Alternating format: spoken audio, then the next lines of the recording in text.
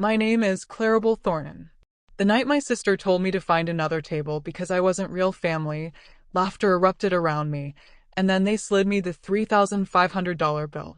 I paid it in silence, my hands shaking, but inside, something shattered forever.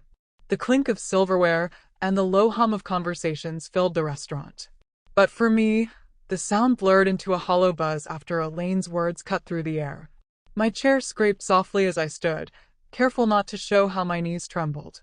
I walked the few steps to a table near the bar, each click of my heels punctuated by whispers and sidelong glances from strangers who had heard enough to piece together the humiliation. I sat down alone, folding my hands in my lap, feeling the weight of their stares heavier than any chandelier above me. From where I sat, I could still hear them. Victor boasting about his investments, Harold chuckling at some story he'd told a dozen times before, Margaret praising Elaine for her taste in wine. Their laughter swelled again, as though sending me away had been nothing more than entertainment to them. When the plates were cleared and dessert forks clattered against porcelain, I braced myself for the final sting. The waiter approached, hesitating slightly before placing the bill in front of me. My eyes dropped to the numbers scrolled across the paper, $3,500. A sharp breath caught in my throat. Elaine leaned back in her chair, her smirk deliberate, and said in a tone sweet enough to be venom, "Go on, Clarabelle. Consider it a little thank you for all the years we kept you under our roof." My fingers shook as I slid my card into the folder, my signature wavering across the slip. I forced a smile at the waiter, trying to mask the burn of shame rising in my chest. When I handed the folder back, I felt something inside me harden. That moment, their laughter, the bill, the look of triumph in Elaine's eyes, etched itself into me like a scar. I left the table with my head high, but inside, I carried a vow as sharp as broken glass. They would never again decide my worth. I grew up with reminders carved into every moment that I didn't belong. On Victor's 16th birthday, the driveway gleamed with a brand new car, neighbors gathering to admire it, while I trudged miles to school in shoes that let the rain in. Elaine was given dresses wrapped in tissue paper, colors bright and untouched, while I pulled on garments that smelled of closets and mildew, their seams worn before they ever touched my skin. When I asked what I could study or what I might become, the answer was never encouragement. It was a clipped reminder, be grateful you have a roof at all. If it hadn't been for Ella Laner, I might have accepted their version of the truth. She was the only one who saw me, the only one who came to my graduation and pressed a book into my hands, her voice steady in the noise of a crowded gym. You don't need anyone to grant you worth, Clarabelle. You'll build it yourself. That sentence stayed with me, a seed that outlived every dismissal. Ella Laner rarely interrupted the family's cruelty, but her eyes were always there, sharp, attentive, as if she was quietly recording each wound. Her gaze alone reminded me I wasn't imagining what was happening.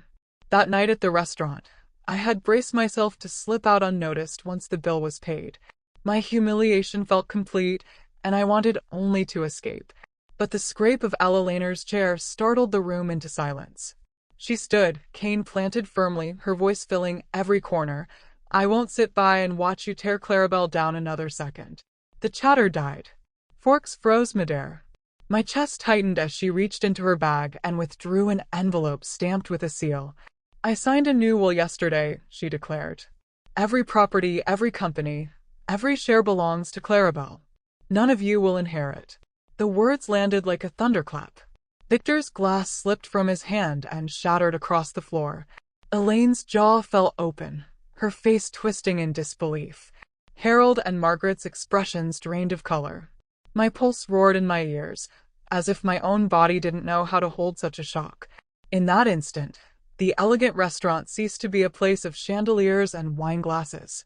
It was an arena, and I was no longer pushed to its edge. I had become its center, the eye of a storm that had been building for decades, now ready to break. The announcement from Ella Laner spread like a brush fire, and within days, my phone was flooded. Victor's texts came first, clipped threats that morphed into outright accusations. Elaine's followed, dripping venom disguised as outrage. Then Victor's voice cut through one evening, sharp and cold, "Clarabelle, this charade won't hold. We're taking you to court." Haven't you embarrassed us long enough?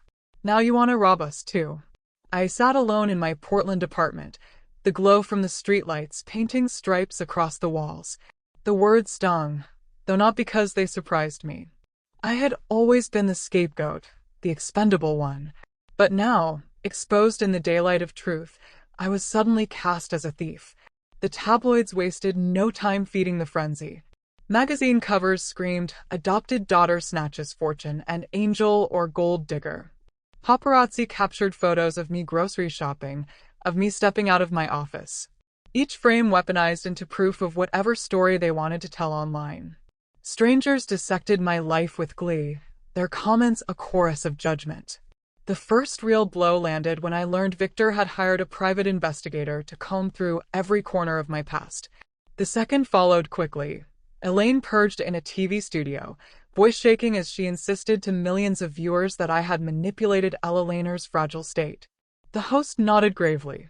The audience murmured in sympathy. Watching from my apartment, I felt like the villain in a play written by someone else, trapped in their script. But then, the turn I never expected. One late afternoon, Ella Laner summoned me to her study at the house by Lake Oswego. Papers lay spread across her desk, heavy with ink and evidence. She slid the folder to me. "Clarabelle," she said quietly, "you need to see this. Harold and Margaret didn't just mistreat you. They stole from you. $600,000 your parents left for your care and education. They spent it all."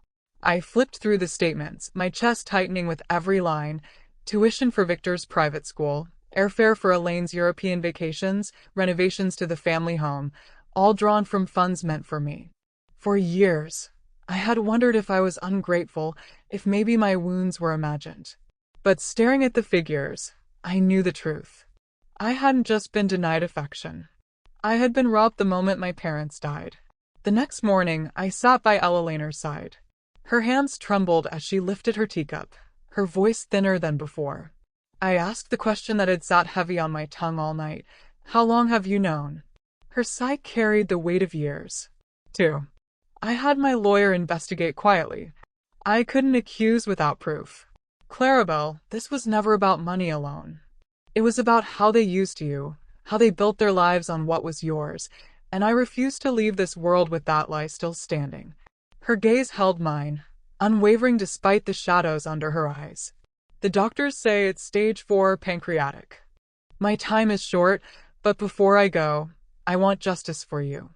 Her words cut deeper than any insult Victor or Elaine had ever hurled. Relief that she had always seen the truth collided with the grief of knowing I would lose her soon. She reached for my hand, her grip frail but firm. "We'll do it together." A press conference, all the documents, all the evidence laid bare for everyone to see.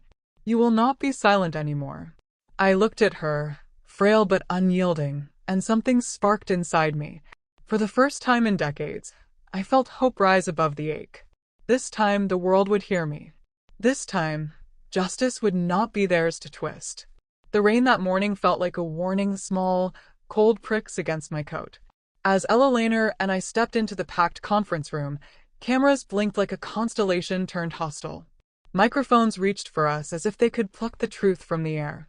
I sat by her side, fingers clenched around the armrest, listening as Caldwell arranged the documents so the lenses could not miss them. Bank statements, notarized transfers, medical evaluations that proved what Ella Laner had long insisted was true. When she spoke, her voice was steadier than I felt. She named the small cruelties that had followed me for decades, then pushed the paper forward and said plainly that money meant for my upbringing had been diverted.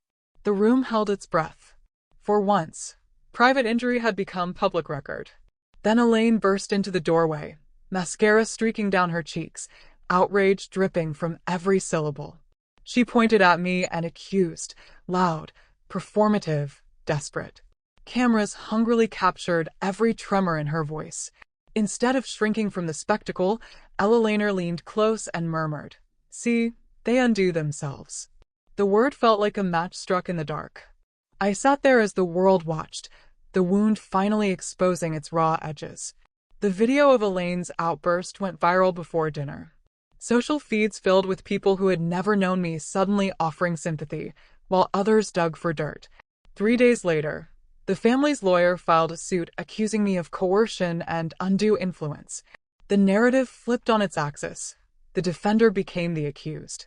Then came the rumors, an alleged rendezvous with a wealthy client, hints of impropriety that required no proof to sting, anonymous tips, opportunistic reporters, venomous headlines, each one a calculated blow. One night, a man's voice warned me to walk away or be exposed. My hands trembled, not from fear alone, but from fury I'd long kept tamped down. Caldwell spread our evidence across Ella Laner's coffee table and spoke with the bluntness of someone used to storms. They'll manufacture noise. We answer with facts. Watching Ella Laner rest, her breath shallow but her gaze unchanged, I felt the shape of what we were fighting for. Not money, but the truth about who I had always been. This time, I would not be quiet. The courthouse gleamed in the sunlight, but inside the courtroom, the air was thick with tension, heavy as if it could be carved with a knife. I wheeled Ella Laner to our table, Caldwell walking beside us with a quiet authority that steadied me. Across the aisle sat Harold, Margaret, Victor, and Elaine, their suits pressed, their expressions sharpened into daggers of resentment. Their lawyer rose first, voice smooth yet cutting. He painted me as a manipulator, a parasite who had preyed on an old woman's fragility. She exploited Mrs. Hayes's weakness, bending her judgment to steal what was never hers, he said, his gaze skewering me as if daring me to deny it. Each word ignited anger and grief in equal measure, because the truth was simpler. I had never wanted their money, only acknowledgement, only justice. Caldwell stood with calm precision. He stacked the evidence high and opened each binder for the court to see. Bank records traced the theft of $600,000, withdrawn and redirected to cover Victor's tuition, Elaine's travels, Harold and Margaret's comforts. Witnesses testified to the years of cold shoulders, the humiliations I had endured. Then came the video that broke the room wide open. On the screen, Elaine shrieked before reporters, her voice shrill and echoing, "We deserve that money. We raised her." The words reverberated through the chamber, a confession laid bare. I watched her pale at her own reflection, lips trembling. I rose, my voice fragile but steadying with each syllable. I am not here to steal. For 30 years, I have been invisible in the only home I had, pushed from family photos, mocked in hand-me-downs, denied even a small request for tuition. All the while, what my parents left me was spent on their own children. Today, I ask only this, that I be seen as someone worthy of justice. The silence that followed was immense. I could hear my heartbeat in my ears, but I did not waver. Judge Morrison leaned forward, her silver hair gleaming under the fluorescent lights, her eyes sharp with finality. Having reviewed the evidence and testimony, this court finds the will valid. The estate is awarded in full to Claribel Thornton. Harold and Margaret Hayes are ordered to repay the misappropriated $600,000 with interest, bringing the total to $1.8 million. This case is closed. Her gavel struck. The sound was both thunder and release. Across from me, Harold collapsed into his chair, as if the weight of years had finally crushed him. Margaret buried her face in her hands, sobs muffled against the wood of the table. Victor bent his head, all bravado drained away, and Elaine leapt to her feet, her voice breaking into a shriek. "No, this is fraud. She's nothing but a leech." Bailiffs moved swiftly, gripping her arms as she kicked and screamed, her protest dissolving into echoes down the hall. I sat still, tears sliding freely as I squeezed Ella Laner's frail hand. She turned her face toward me, her voice a whisper but sharp with pride. "You've won, my dear, and you've earned every bit of it." Her words filled the silence left behind by their defeat. And for the first time, I felt the scale tip entirely in my favor. Justice had spoken, and it bore my name. The verdict rippled outward like a shockwave, and soon the city itself seemed to hum with my name. Newspaper stands carried my photograph across the front pages, headlines bold and defiant. "Adopted daughter wins. Justice over wealthy family." The photo wasn't of a woman cast as a burden or an opportunist. It was of me standing straight-backed, hands folded with calm determination, a figure who had finally spoken and been heard. Television anchors replayed clips of the trial, their voices echoing through living rooms across the country. The sight of Elaine screaming into the cameras, her own words turned against her, was replayed so many times it became a symbol of arrogance unraveling. For the first time in my life, the public wasn't laughing at me. They were listening. When a local station asked for a live interview, I felt the familiar tremor of fear. Cameras had always been used to twist my story, to cut my life into pieces that fit their cruel headlines. But this time, I knew the story would come from my lips. I sat under the hot studio lights, the host across from me, and spoke plainly. The hardest part of this fight wasn't about inheritance, I said, my voice carrying further than I expected. It was living under a roof where I was never treated as a daughter. Every day I was reminded that I was an outsider. The ruling doesn't just return stolen money. It restores dignity. Not just for me, but for every child who has been told they are less because they were adopted. The studio fell into silence, the kind that vibrates because people are holding their breath. Then applause broke, rising like a tide, spreading into homes through the broadcast. Later, letters and messages poured in, adoptees, foster children, people who had lived years in the shadows. Their words echoed the same sentiment. Thank you for saying what we could not. I walked out of that interview with my shoulders lighter than they had ever been. A weight I'd carried for decades had finally fallen away, not because the past had changed, but because I had claimed it for what it was and refused to be silent anymore. The weeks that followed were a blur of signatures, legal filings, and headlines. But beneath the public storm, the private truth lingered. Ella Laner was fading. Her steps grew slower, her breaths shallower, her body more fragile with each passing day. I spent hours at her bedside, lavender filling the air from the sachets she kept by her dresser. She slept often, but when her eyes opened, they still glimmered with the fire that had fueled her voice in court. One evening, she reached for my hand, her fingers cool but steady. "Clarabelle," she whispered, voice thin but unshaken. "Never let them define you. You are my legacy. Not because of what I've left you, but because you found the strength to fight when they wanted you silent." Tears slid down my cheeks as I leaned closer, inhaling the familiar scent of her hair, silver and soft against my cheek. I whispered back that I would carry her words always, that I would honor her, not with money, but with the life I built. A few nights later, she slipped away in her sleep, her face serene, her hands still loosely curled in mine. The grief that tore through me was raw, but beneath it pulsed something stronger, the unshakable truth that she had left me more than wealth. She had given me a universe of strength and the permission to live defined not by their cruelty but by my own resilience. A year later, I stood inside the glass tower of the Ella Laner Foundation, the charity I built in her honor to protect foster children who had been cast aside like I once was. On the walls, photographs of smiling children glowed with hope. The headlines no longer labeled me as the adopted daughter chasing inheritance. Now I was written about as a leader, a woman who turned scars into strength. A financial magazine even declared Clarabelle Thornton, the woman who turned pain into legacy. And my former family? Harold and Margaret sold everything, retreating to a cramped apartment. Victor's marriage dissolved under debts, and Elaine's empire collapsed into bankruptcy, her name tarnished.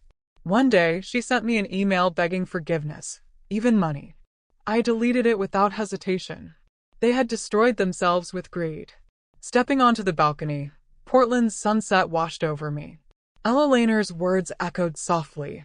The sweetest revenge isn't destroying them. It's building the life they never believed you could. And I knew I had done exactly that.